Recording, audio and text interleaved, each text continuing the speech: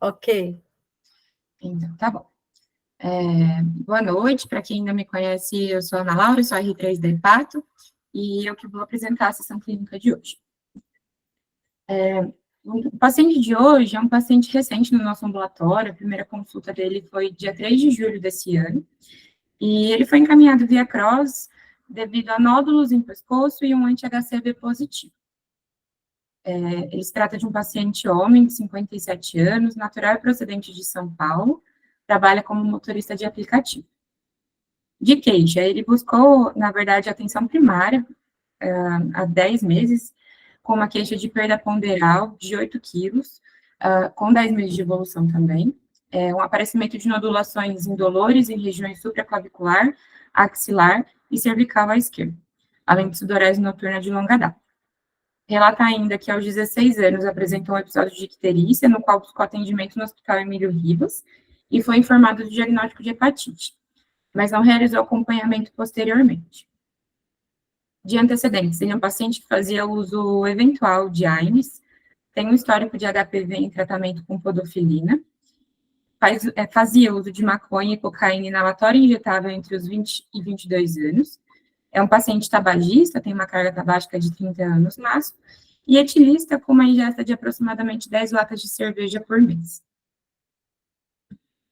Ele desconhecia o histórico familiar, e no exame físico, na primeira consulta, o paciente se apresentava em bom estado geral, bom estado nutricional, consciente orientado, normocurado, hidratado, anictérico, aparelho cardiopulmonar não tinha nenhuma alteração.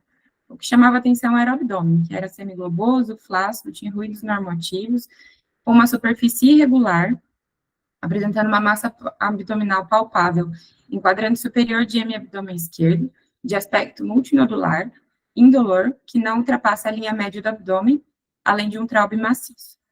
Ele não tinha estigmas de doença hepática crônica avançada. Nas extremidades, não tinha edemas, panturrilhas livres, apresentava múltiplos linfonodos supraclaviculares, cervicais e axilares à esquerda, não dolorosos, de aproximadamente 2 centímetros. Ele trazia consigo exames que foram realizados em janeiro. Ele tinha uma AST de 23, uma LP de 19, uma bilirrubina total de 2,27, a UCT direta, um colesterol total de 163, HDL de 23, um LDL de 122, triglicerídeos de 84, uma IgM de 39 e um anti-HCV reagente. Bom, então a gente está diante de um paciente homem, 57 anos, que tem uma história de 10 meses de evolução de perda de peso, sudorese noturna, linfonodomegalia, esplenomegalia, e além disso ele tem um histórico de etilismo razoável, é tabagista, tem um histórico de uso de maconha e cocaína no passado, tem infecção pelo HPV e ainda tem um histórico de hepatite C no passado.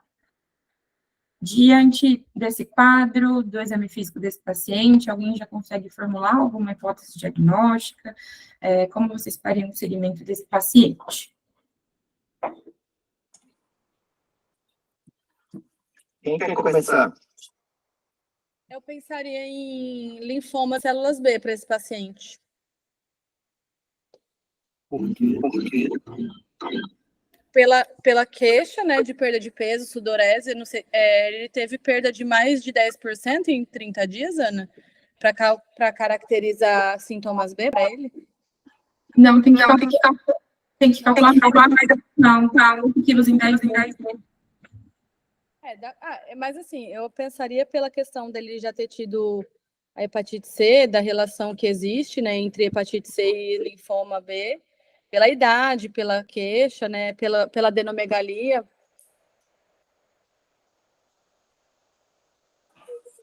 Ele está virêmico para essa hepatite C ser valorizada? O ter tido hepatite C também, raciocínio é o mesmo? Eu acho que tem que estar com a viremia, né? É que ele já tratou hepatite C, né? Não. Ele nunca tratou. Agora Estou você me sabendo pegou. que a hepatite ele teve. Está dando muito eco na minha voz aqui para mim. Alguém está ligado, porque está reverberando muito. É o próprio da Érica, quando ela liga da eco com todo mundo, é engraçado. Eu vou desligar aqui, então, que onde eu tô tá meio barulhento, gente. Desculpa. Não, eu acho que é uma hipótese, mas assim, quem que está aqui que quer dar uma opinião? Doutora Carla, estou saudoso dela. Oi, doutor. Sabia que eu ia ser chamada. Eu acho que são várias coisas num caso só, né? Então, para a gente começar, um paciente de 57 anos que tem um quadro de uma síndrome consumptiva associada a uma doença, a uma síndrome linfoproliferativa também, né?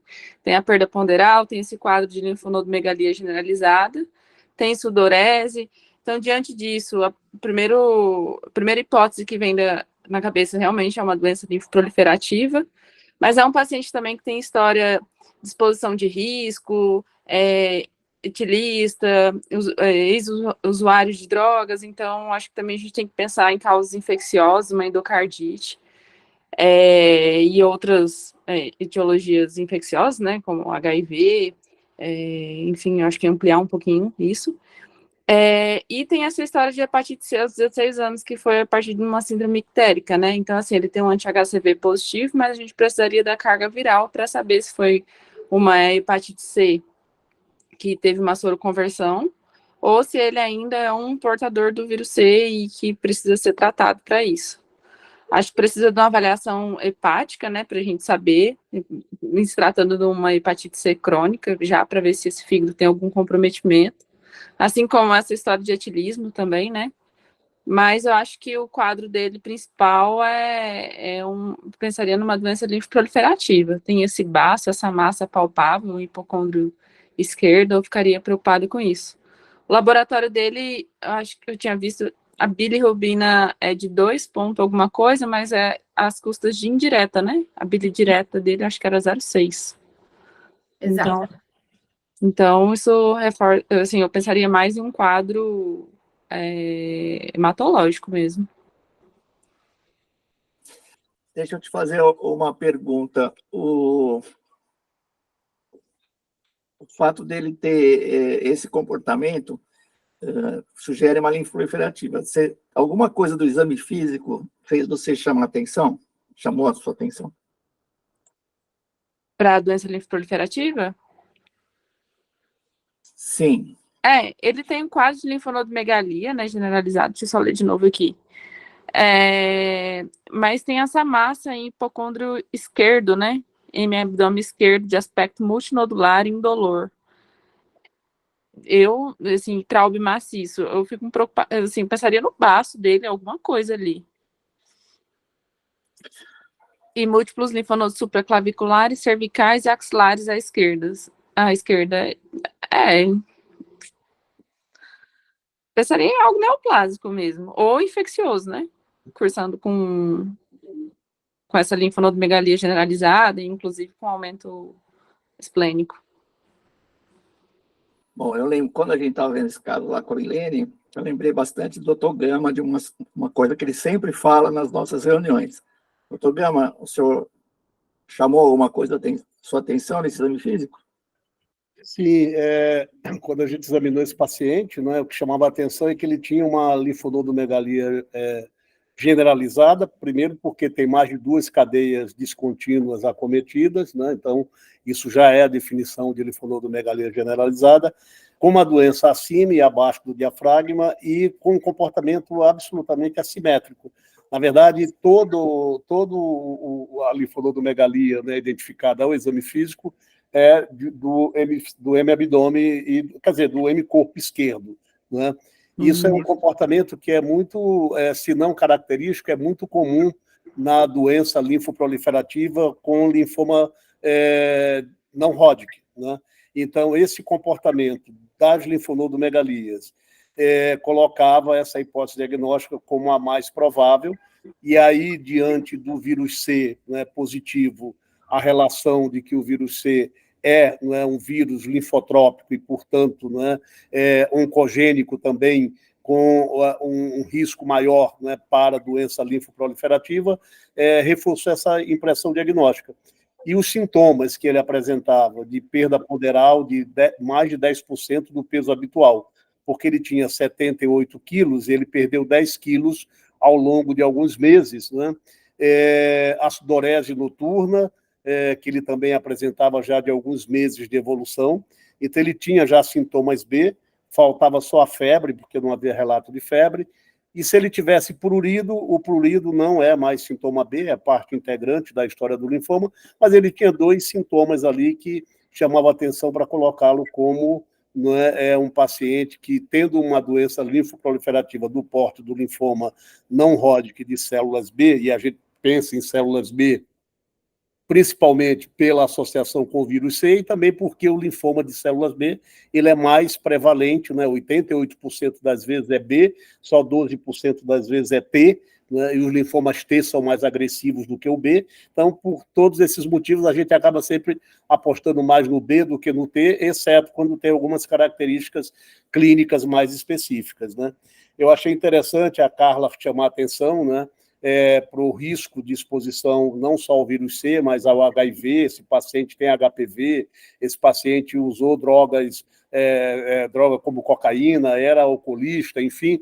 Então, aí ele poderia ter uma imunodeficiência do HIV, facilitando também, não é, uma doença linfoproliferativa, mas não só, né, uma doença linfoproliferativa como linfoma. Poderia ser também uma apresentação clínica de uma tuberculose ganglionar, com expressão clínica mais exuberante, embora os linfonodos da tuberculose ganglionar não sejam tão disseminados dessa forma, ficam mais, né, no limite superior do abdômen, na região cervical e axilar, né, e tendem a fistulizar na história natural da tuberculose. É um diagnóstico diferencial a ser colocado.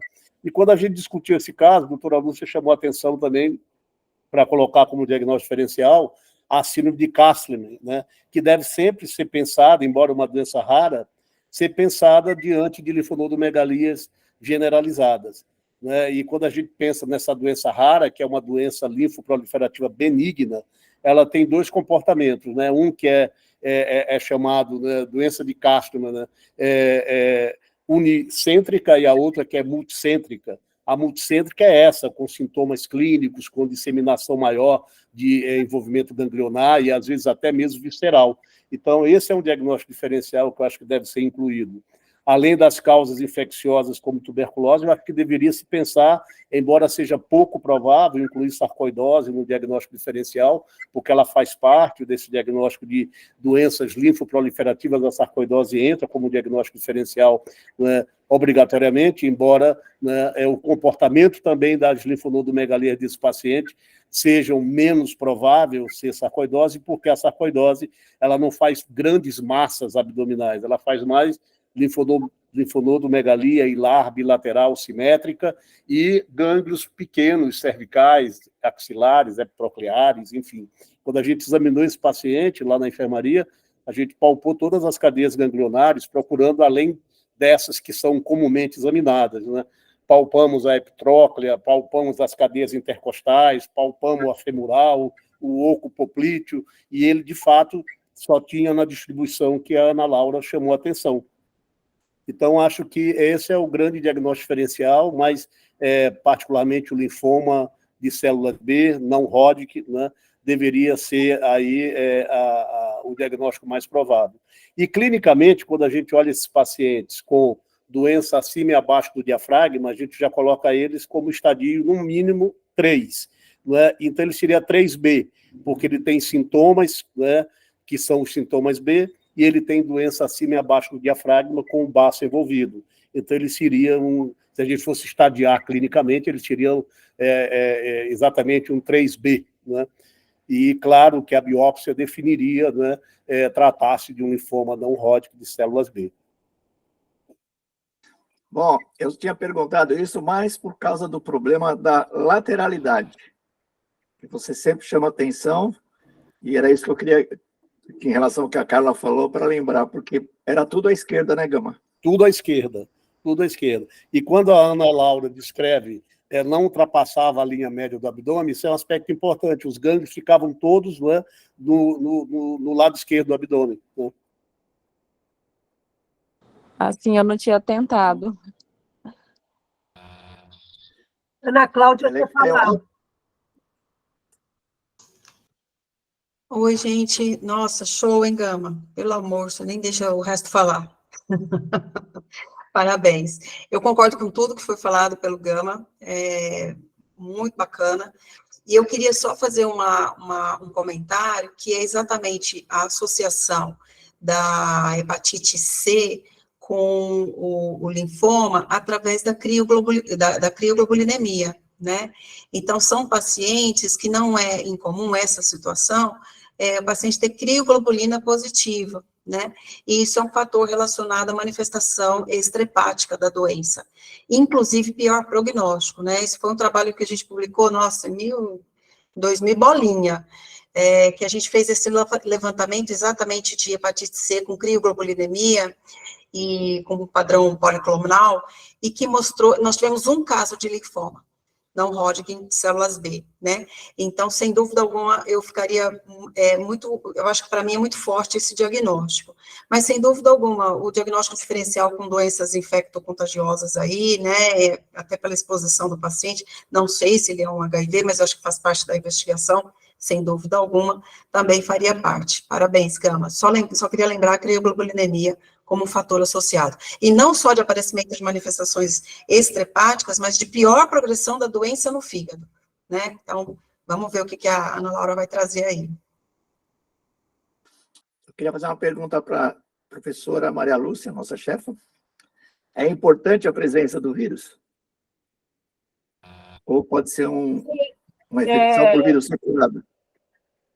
Nesse caso, o que a gente suspeita é que ele tenha, de fato, uma infecção ativa pelo vírus da hepatite C, né, que tenha levado ele, como a Ana Cláudia comentou, o desenvolvimento desses linfomas, eles, em geral, na grande maioria dos casos, passam pela presença de crioglobulinemia e depois uma evolução por conta dessa estimulação de célula B para o linfoma. Então, esse paciente que tinha um vírus detectado já há algum tempo, nunca tratou e desenvolveu esta complicação, a gente imagina que ele é um paciente virêmico, que ele tem uma infecção ativa, né? E não alguém que se infectou pelo vírus C no passado e resolveu. Eu acho até que aquele quadro que ele teve em 2016, daquela hepatite ictérica, que ele teve bastante jovem, não deve ter associação com o vírus C. Por quê? Porque ele começou a um comportamento de risco muito relacionado à infecção pelo vírus C, lá com 20, 22 anos, que ele começou a fazer uso de drogas injetáveis, e nesta ocasião é que deve ter sido o momento da contaminação. E, além disso, paciente jovem que faz uma hepatite ictérica, se fosse uma hepatite C, grande maioria desses casos resolvem sozinhos, né? O indivíduo não se torna crônico, uma infecção crônica pelo vírus C. Então, acho que lá com 16 anos foi outra coisa, talvez uma hepatite A, talvez alguma outra hepatite por vírus não hepatotrópico, e depois, quando ele teve esse comportamento de risco, aí é que ele deve ter tido a exposição ao vírus C e deve vir carregando esse vírus até hoje, né, para ter essas complicações aí. Doutora Não sei se a doutora Lúcia lembra de uma entendeu, tese. Sim, diga, Gama. Uma tese de uma colega do Pará, que foi orientanda da doutora Ivonete, que fez o trabalho dela de mestrado de malignidades associadas ao vírus C, né? Em que ela encontrou, não vou lembrar o número de casos, assim, mas ela encontrou algumas malignidades presentes em pacientes com hepatite C crônica, mas no total, o percentual maior era de linfoma não Hodgkin, né? e era linfoma B, e eu não sei quantos por cento deles tinham crioglobulinemia, né? Mas foi uma tese, a senhora lembra? Lembro. Agora me esqueci o nome dela. Eu também. Mas ela fez e comparou com pacientes não infectados, né? Exatamente. Uma incidência maior de neoplasias, de um modo geral. Em geral. Neo de mama, acho que deu mais alto, e o linfoma, que está associado de fato, né? Mas tem uns artigos, tem um até daquele Van Til, que mostrou, numa casuística grande, as complicações associadas ao vírus C, né?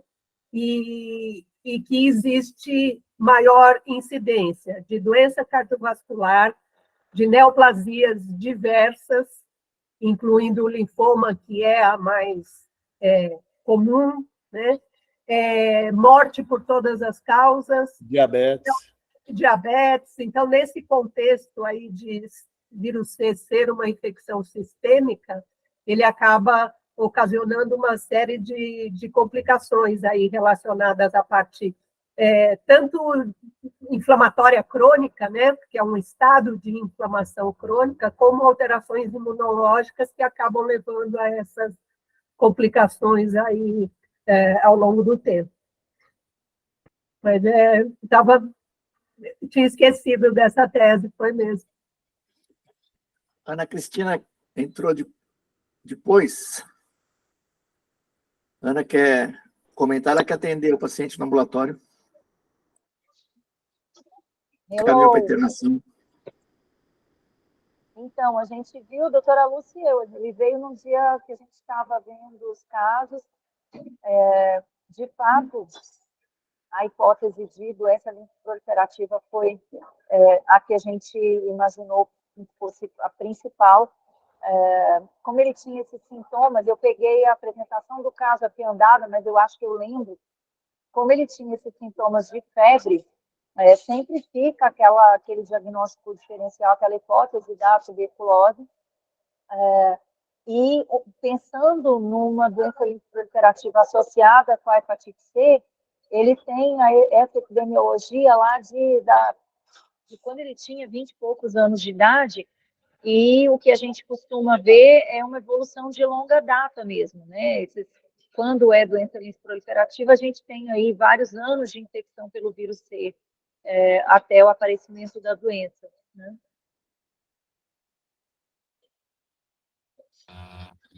E esse paciente, se eu não me engano, né, Ana Laura, não sei se é isso mesmo, ele já estava com o diagnóstico de hepatite C positivo desde 2008. Ele tinha um diagnóstico. E ele deixou para lá, ele pegou o teste e não fez nada. Então, ele tinha aí mais uns 10 anos que ele sabia que tinha o vírus e não foi atrás. Não, mas o diagnóstico era só sorológico. Tanto que na enfermaria a gente não sabia. Isso, era sorológico. Ele sabia que tinha sorologia. Um diagnóstico sorológico. Desde 2011. E nem foi atrás para confirmar e tal. Ficou naquela de sorologia positiva, né? E a transaminase dele é muito baixa, né? TGO e TGP dele, uma de 17, outra de 20.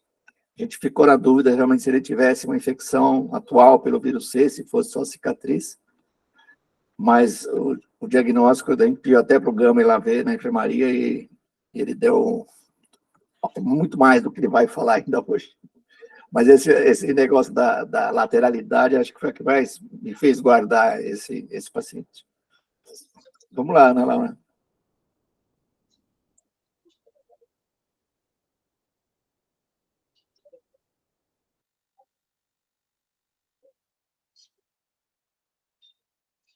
Ana? Está fechado, Ana. Seu áudio está fechado. Perdão, gente, é que minha internet caiu aqui nesse meio tempo. Mas vou... Tranquilo, estamos aqui no quadrinho de 10/8, né? Isso.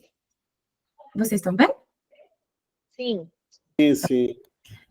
Então, ele retornou no ambulatório no dia 10 e trouxe os exames do dia 10/8, né? Ele portava uma ST e uma LT ainda normais, uma fosfatase também dentro da normalidade, bilirrubina de 1 dessa vez, a gente pediu função hepática, né, de uma função preservada, hemograma também, com uma plaqueta limítrofe, né, de 147 mil, eletrólitos dentro da normalidade, uma IgG de 809, e a gente seguiu com a investigação sorológica.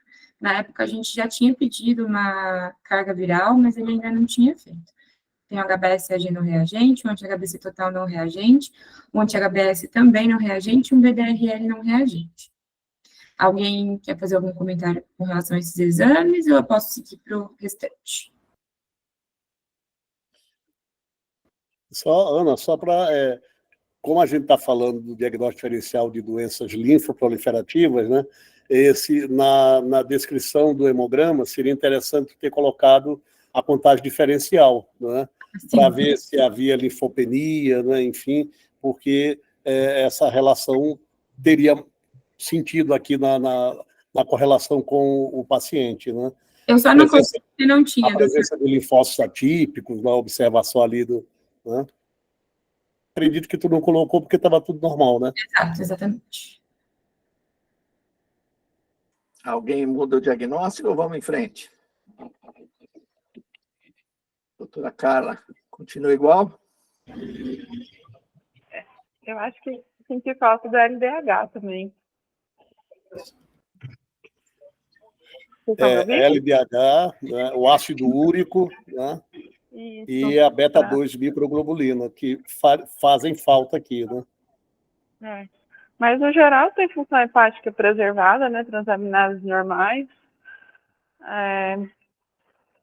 Mas isso não descarta a possibilidade da sífilis proliferativa, né, que acho que é a principal hipótese. Ou infecciosa.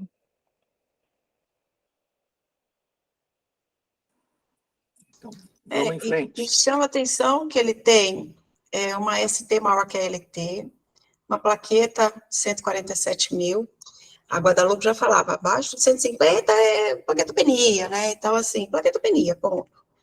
E, de novo, né, chama atenção para esse comportamento da hepatite C no paciente com crioglobulina. Então, só para vocês terem uma ideia, esse artigo que a gente publicou foram mais de 200 pacientes na IV para tratamento, e que nós tivemos uma prevalência de crioglobulinemia de 27%. E desses pacientes com crioglobulinemia, 24 deles, eu precisei resgatar aqui, né? 24% deles eram sintomáticos, ou seja, tinham manifestação. E nesses 24%, que devia ter dado aí 50 pacientes, mais ou menos, pouco menos, um deles era linfoma não Hodgkin, células B, né? Então, só para enriquecer um pouquinho a discussão. Mas me chama a atenção. E cirrose hepática foi um fator isolado, independente, relacionado à crioglobulinemia, né? Então, esses pacientes têm mais risco de ter uma evolução ruim, se tiver a crio positivo, né? Então, só para lembrar, eu ainda insistiria na pesquisa da crioglobulina dele. Bom, esse paciente, na primeira consulta, a gente já havia listado ele para internação, para a gente fazer uma biópsia excisional de algum desses linfonodos, e ele, nesse meio tempo, ele acabou sendo internado. Então, esses exames aqui, ele tem alguns que ele já trouxe, né, na primeira consulta, e os demais ele fez durante a internação. Então, ele portava uma ultrassom de abdômen do dia 1/7, com fígado e de forma e contornos regulares, uma veia porta e veias hepáticas sem alterações, vesícula biliar com imagens calculosas de até 0,4 centímetros, um baço aumentado em seu maior e menor eixos, formações nodulares, linfonodomegalias retroperitoneais, sendo a maior de 16/7, suspeitas. E uma endoscopia do dia 7/7, que não apresentava varizes, na verdade, na conclusão do laudo, ele tinha uma esofagite erosiva Los Angeles A, e tinha algumas alterações no estômago também, que foram realizadas biópsias, mas o resultado veio sem nenhuma malignidade, com H. pylori positivo, que foi tratado. Esses linfonodos retroperitoneais aí, será que está certo isso? Doutora, eu chequei depois. 16 centímetros? 16. É uma maçaroca, doutora Lúcia, era uma grande massa bocelada, E até na hora eu falei com o doutor Eduardo que, quando, assim, na época da semiologia, quando a gente tinha grandes massas abdominais, a gente procurava uma manobra chamada manobra do rechaço, em que a gente empurrava a massa aqui de trás, se ela tocasse aqui na mão anterior, você diria que ela era de reto peritônio, né? Se não, né? Então você fazia... e aí isso era muito legal, porque na prática clínica, quando a gente tinha pouco exame complementar, e a gente fazia muita semiologia lá na Santa Casa, então a gente ficava com essa, é uma massa que tem pouca mobilidade respiratória, tem rechaço, então ela é do reto peritônio. E aí a gente corria para o ultrassom para tentar ver se tinha correlação e tal, né? Mas era uma massa muito grande, de fato, desse paciente. É isso aí, 16... E essa aí tinha essas características?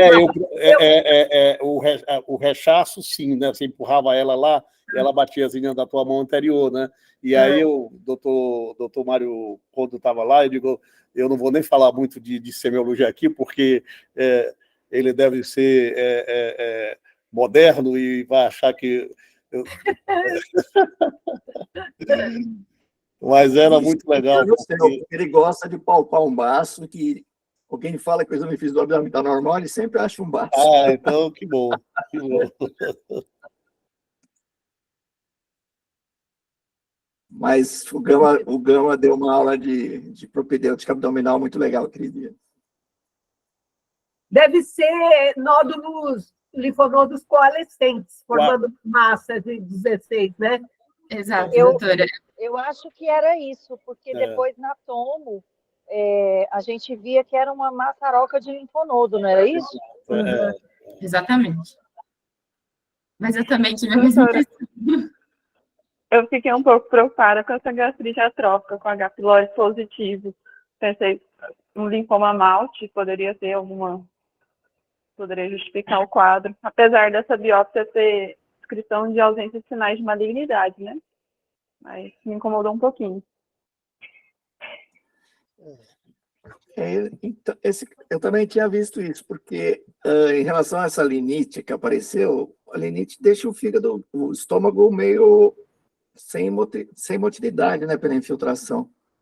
E aparentemente fez um diagnóstico diferencial de uma atrofia gástrica com rinite clássica. Eu não entendi também quando a gente viu isso. Mas logo veio a biópsia, não tinha nada, e nem atrofia tinha na biópsia, né? Mas, Carla, o linfoma malte, né, que é o linfoma não Hodgkin, né, associado ao H. pylori, ele tende a ter um comportamento restrito ao estômago. Ele não costuma ter doença extragástrica com esse comportamento nodal que o paciente tem, né? Tanto é que muitos casos são curados essencialmente só com a terapêutica para o H. pylori, né? Então, seriam duas coisas distintas, né? E aí, com essa atrofia gástrica, eu me preocuparia mais em avaliar se essa classificação atual, Olga 1, 2, 3, 4, né? Porque, de acordo com a estratificação Olga, é que você associa o risco maior de malignidade ou não, mas me parece que não tinha atrofia gástrica, segundo o doutor Eduardo falou ainda há pouco, né? A biópsia gástrica acho que foi normal, só veio positivo H. pylori, que eu acho acho que foi pela biópsia, não foi por urease. Exato. Entendi.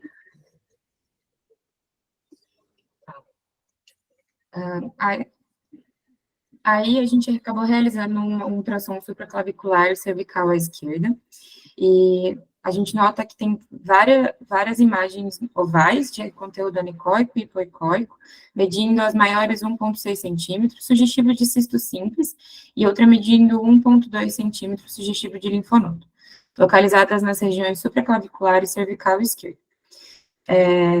A região axilar esquerda tinha uma presença de imagens compatíveis com linfonodos, medindo a maior de 2,5 centímetros em seu maior eixo. Pele, tecido celular subcutâneo de espessura normal, planos musculares também de aspecto preservado. Eles só laudaram como linfonodos cervicais, cisto simples supraclavicular e linfonodos axilares. E aí esse paciente acabou sendo encaminhado para a biópsia e fez a biópsia de um desses linfonodos axilares. Na internação, a gente fez uma toma de tórax, abdômen e pelve, também para entender melhor todas essas linfonodomegalias. Então, realmente, a gente confirmou que tinha uma linfonodomegalia axilar e retroperitoneal à esquerda, algumas com centro liquefeito, necrótico, medindo até 4 por 2,5 centímetros, linfonodomegalias retroperitoneais e mesentéricas, por vezes formando conglomerados, medindo até cerca de 19 por 9,5 centímetros. Linfonodos proeminentes na cadeia torácica interna bilateral e linfonodomegalia cardiofrênica à direita, medindo 2 por 1,4, esplenomegalia homogênea, um índice esplênico de 1.300. O conjunto dos achados é altamente sugestivo de doença linfoproliferativa. Não se observam linfonodomegalias em outros sítios. As estruturas vasculares, pulmão e mediastinais estavam todas preservadas.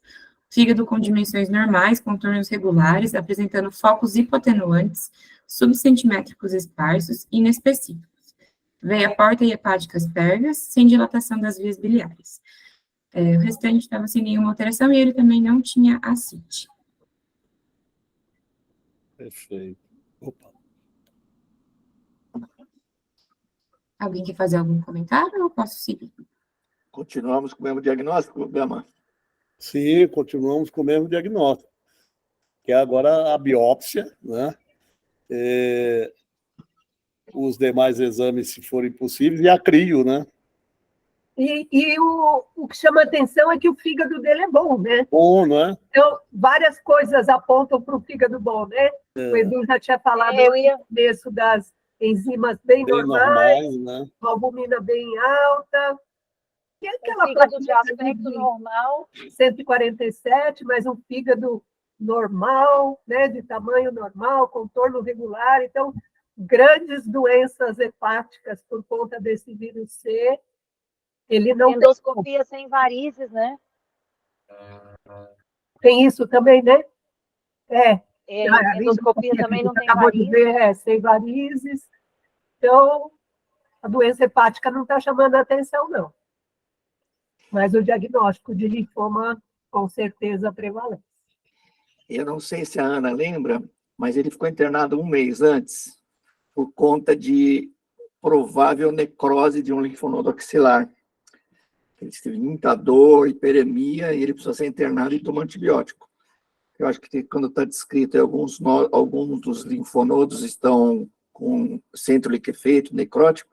A gente não tinha nenhuma palpação que sugerisse isso no axilar, mas ele falou que ficou enorme, que ele não conseguia nem mexer o braço.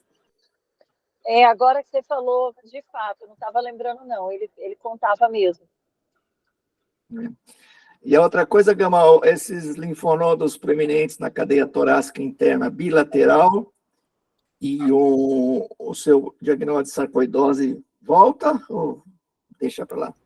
Na verdade, não, porque assim, tem um negócio que marca muito a história da sarcoidose, que é assim, na época, a gente assistia muito às sessões radiológicas lá naquela época, e aí sempre que tinha uma adenomegalia hilar bilateral simétrica, né, com linfonodo paratraqueal, o radiologista dizia: diagnóstico diferencial de 1 a 10, isso é igual a sarcoidose.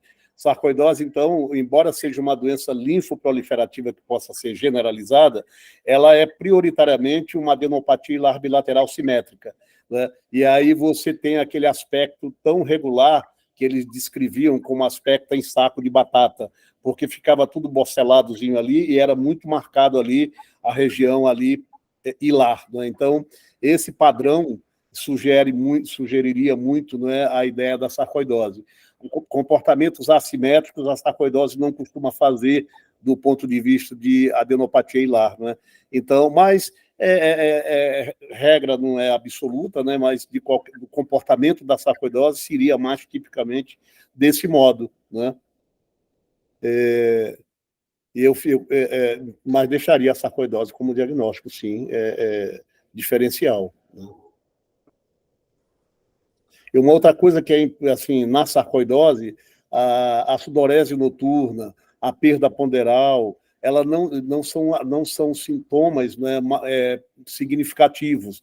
E assim como a febre também não é comum na sarcoidose, esse paciente também não tinha febre, não, mas a febre na sarcoidose só ocorre numa forma aguda que eles diferenciam como uma síndrome chamada febre uveoparotídea, né? E eles dão um nome lá de um sujeito que eu não vou lembrar agora o nome, mas são aspectos muito típicos, sindrômicos daquela forma de sarcoidose, né? Mas eu acho que aqui o linfoma é o grande diagnóstico diferencial, sim.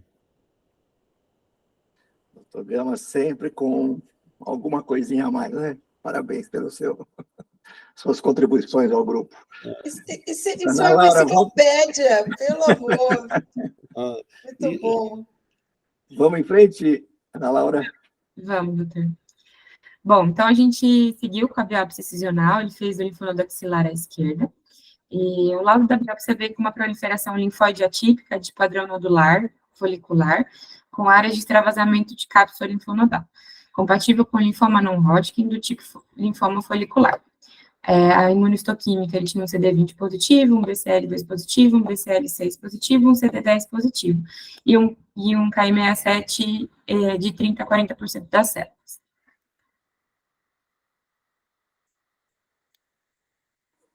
E aí, alguém quer comentar, já que o nosso teacher Otávio não conseguiu entrar hoje na reunião?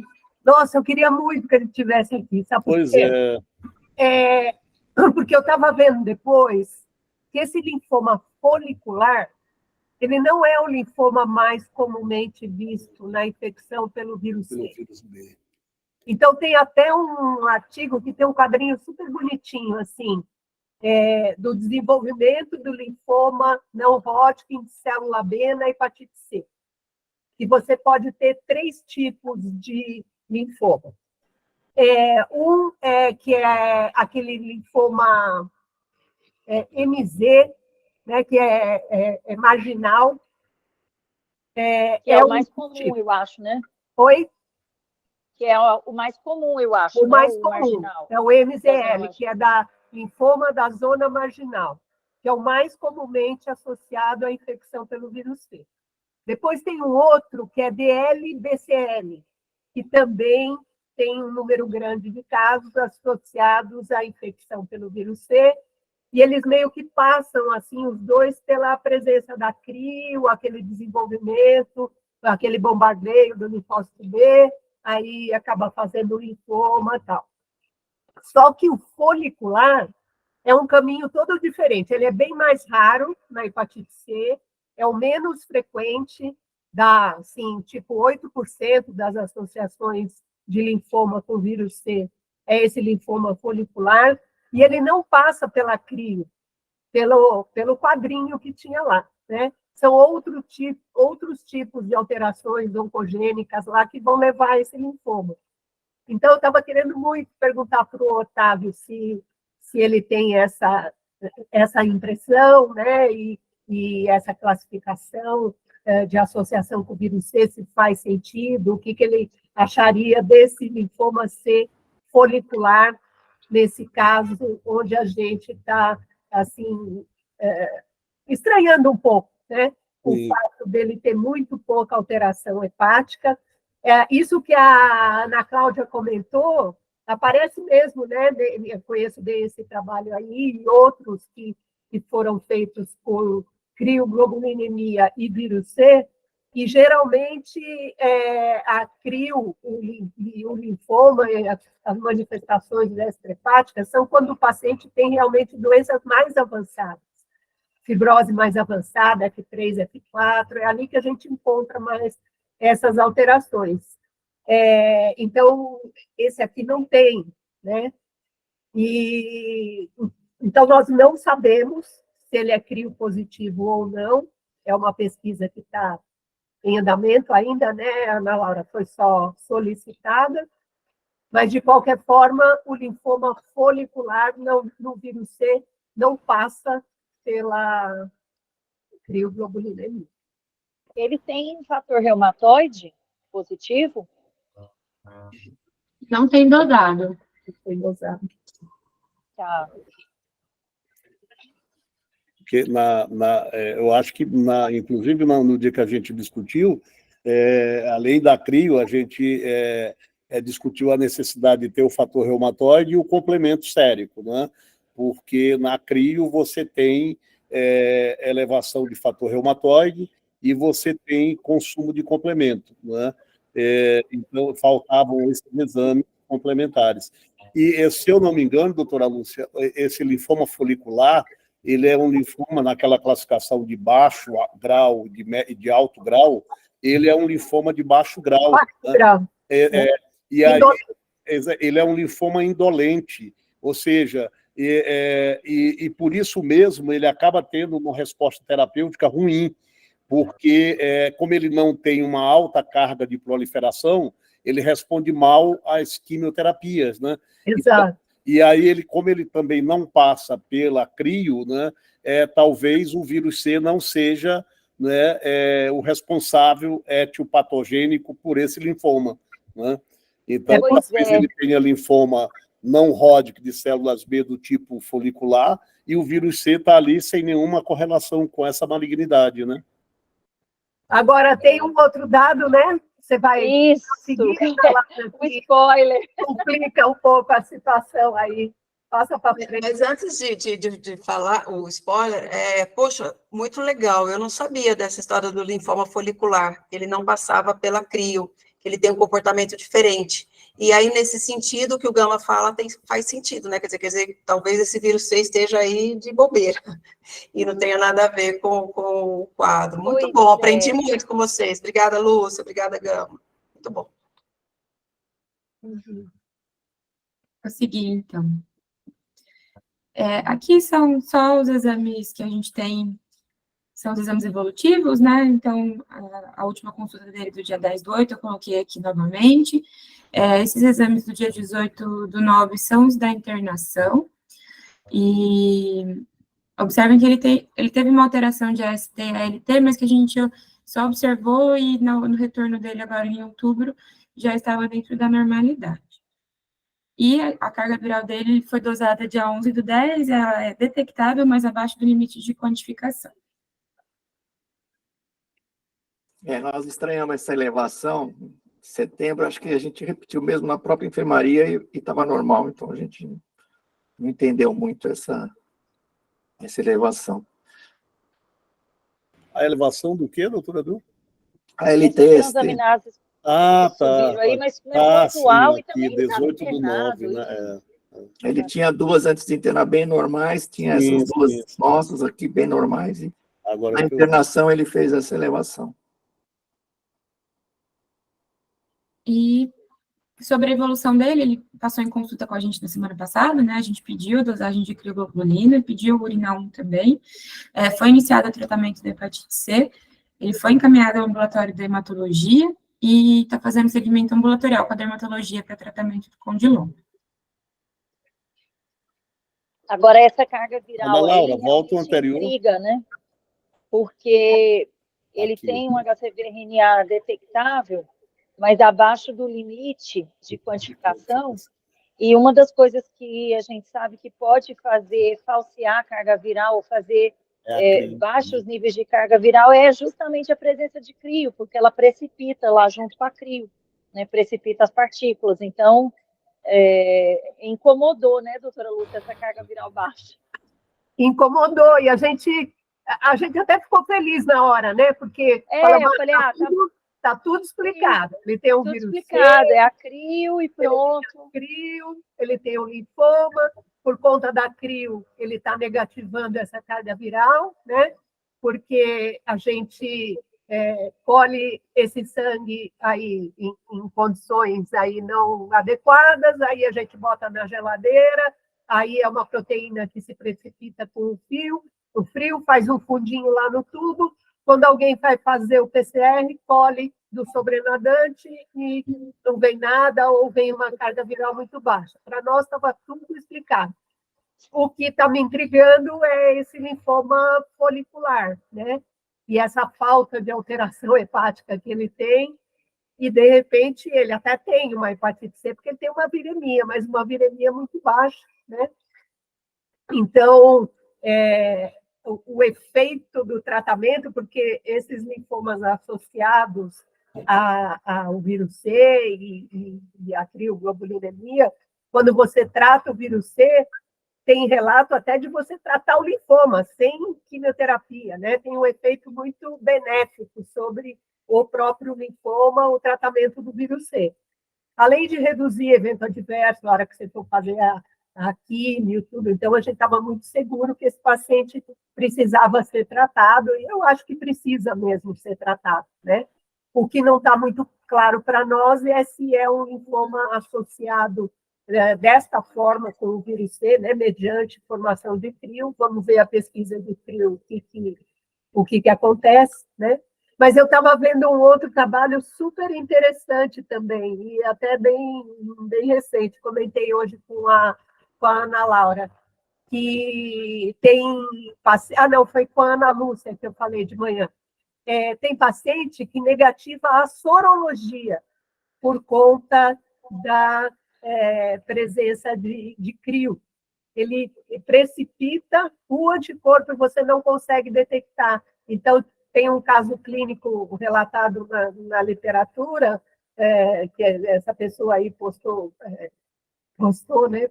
Publicou agora em 2021, que é exatamente o contrário. Era um paciente que tinha viremia, mas tinha anti-HCV negativo e não era imunossuprimido nem nada, então ficou estranho. Aí suspeitaram da presença de crio, e como é que você prova que é isso? Você aquece o soro e faz de novo, né? Então, aqueceram o soro e aí o anti-HCV veio positivo, que é o que tem que ser feito aqui, se quiser também comprovar, né? Que é isso que está dando esse PCR baixinho. Você tem que aquecer o soro e repetir o HCV-RNA. Mas, enfim, ficou assim. A gente estava fechando tudo, mas eu não sei que caminho que a gente vai seguir aqui. Esse caso, na enfermaria, a gente achou bem legal, até tanto para exame físico, eu dei aula para os alunos, e os residentes também curtiram, tinham 2 errinhos muito bons lá, o Matheus. E eu não lembro como é que era, a menina era um Rai, e o Gama foi lá e fez um show para uma plateia, inclusive com o professor Mário Conta, que a gente tinha dado aula junto, e daí o Gama chegou, o doutor Mário aplaudiu. Agora a gente vai precisar ter resposta disso numa nova sessão, né, Ana Laura? Com certeza. Trazer essas respostas, né, doutora Lúcia? Com certeza. A professora de hematologia de Campo Grande, né, vai vir para dar essa resposta. Aliás, tem uma opção de casos, né, que a gente discutiu e que um dia a gente podia fazer uma sessão só de... Podia mesmo, né? uma sessão de cenas do próximo capítulo, né? Legal. Muito bem. Legal. Acho que está na hora de a gente jantar e esperar o Jogo do Brasil, né? Será que os argentinos vão vir animados por um novo presidente? Então, tá bom, gente. Muito bom, Ana Laura. Até amanhã. Cena dos próximos capítulos, Ana Laura. Sim, vamos aguardar. Amanhã, Gama, nós estamos ferrados, né? Amanhã, eu já mandei um zap para a doutora Lúcia, 15 horas eu vou precisar sair, mas eu vou chegar meio-dia, eu já vou esvaziar, quando o senhor chegar já vai ter só lá uns 4 ou 5. Entendeu? Opa! Esse é o Gama. Diz que tem 25, né, Ana Laura? São 25. Henrique me falou que são 25 pacientes. Então é um número pequeno. Razoável. Nossos residentes vão para a IBAD também? Eu acho que... Não. Camila falou que não. Eu não sei se os... Eu acho que muitos vão, que eu já até combinei, né, das visitas. E o café com transplante, que eu acho que nós não vamos ter na quinta de manhã. Sim, vai bastante muitos vão, porque o ambulatório de doença inflamatória e de funcional está tudo fechado. Ah, tá.